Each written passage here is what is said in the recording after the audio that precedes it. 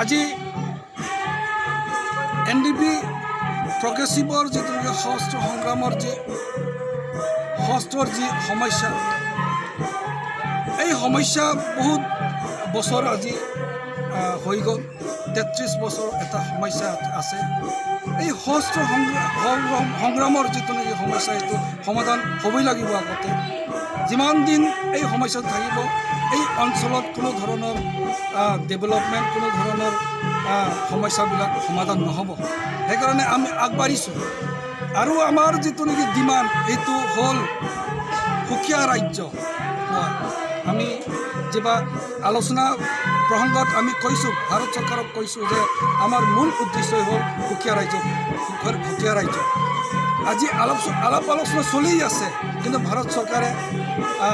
বড়োসকলক সুকীয়া ৰাজ্য দিব না নিদিব এইটো প্ৰসংগত তেখেতসকলে মুখ খোলা নাই আমি দিল্লীত এতিয়া আলোচনা কৰি আছোঁ আমি সুধিবলৈ বিচাৰিছোঁ যে ভাৰত চৰকাৰে আমাক কি দিবলৈ বিচাৰিছে যদি সুকীয়া ৰাজ্য যদি দিব নিবিচাৰে তেতিয়াহ'লে ইয়াৰ এণ্টাৰিম আপোনালোকে বড়োসকলক দিবলৈ কি বিচাৰিছে সেইটো আমি সুধিবলৈ গৈ আছোঁ বড়োসকলৰ কাৰণে এই দীৰ্ঘদিনীয়া সমস্যা সমাধান কৰাৰ যি এটা যি তেখেতসকলে সিদ্ধান্ত লৈছে সেইটো আমি ওয়েলকাম কৰিছোঁ আৰু সেইটো সঠিকভাৱে আগবাঢ়ি লৈ যাবৰ কাৰণে NDP progressive people joint action committee for Bodoland movement এই দুয়োটা সংগঠনে আগবাঢ়ি আহিছে মাজত সশস্ত্ৰ সংগ্ৰাম আৰু গণতান্ত্ৰিক সংগ্ৰাম একেলগে চলি আছিলে ভাৰত চৰকাৰ অসম চৰকাৰ আৰু দল সংগঠনৰ মাজত ত্ৰিপাক্ষিক আলোচনা হৈ আছিল এতিয়া বড়োসকলৰ যেটো নেকি সমস্যা সুকীয়া ৰাজ্যৰ পোৱাৰ যেটো নেকি সাংবিধানিক যি অধিকাৰ এইটো বড়োসকলে বিচাৰি আছিল সেই সময়ত এতিয়া আমি দেখিলোঁ যে ভাৰত চৰকাৰে এটা সিদ্ধান্ত লৈ থৈ দিছে বড়োসকলৰ যি দীৰ্ঘদিনীয়া যি সমস্যা এই সমস্যাবিলাক আলাপ আলোচনাৰ যোগেদি সমাধান কৰাৰ পথটো মানে পথ আমি ল'ব লাগিব সেইকাৰণে NDP প্ৰগ্ৰেছিভ নতুনকৈ গঠিত NDPয়ে ভাৰত চৰকাৰৰ লগত অসম চৰকাৰ লগত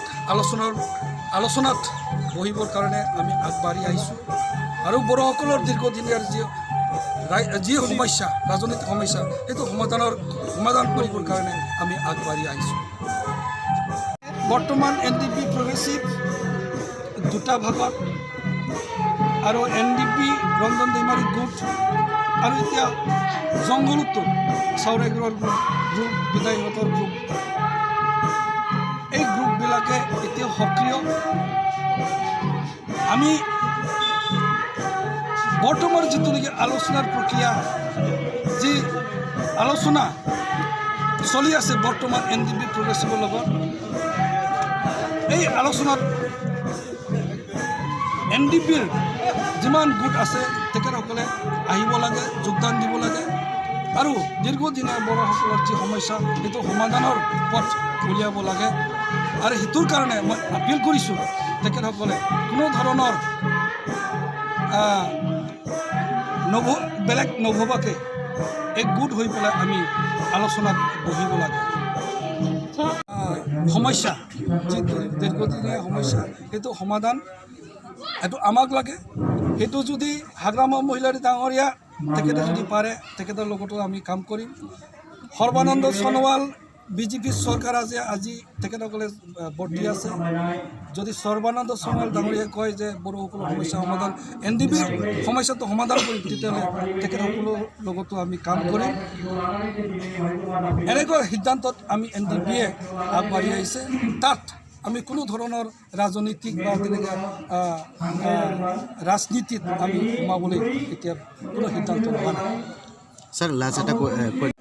বড়োসকলৰ মাজত যি মানে যি মূল উদ্দেশ্য আছিল সেইটো সুকীয়া ৰাজ্য, কিন্তু আমি যি দেখিছোঁ সুকীয়া ৰাজ্য বিচৰা যি সংগঠনবিলাকৰ যিটো নেকি মত, যিসকলৰ সিদ্ধান্ত, এই সিদ্ধান্তবিলাক কোনো ধৰণৰ লিডাৰশ্বিপবিলাকৰ মাজত একমত নহয়। সংগঠন বিশেষকৈ তেখেতসকলৰ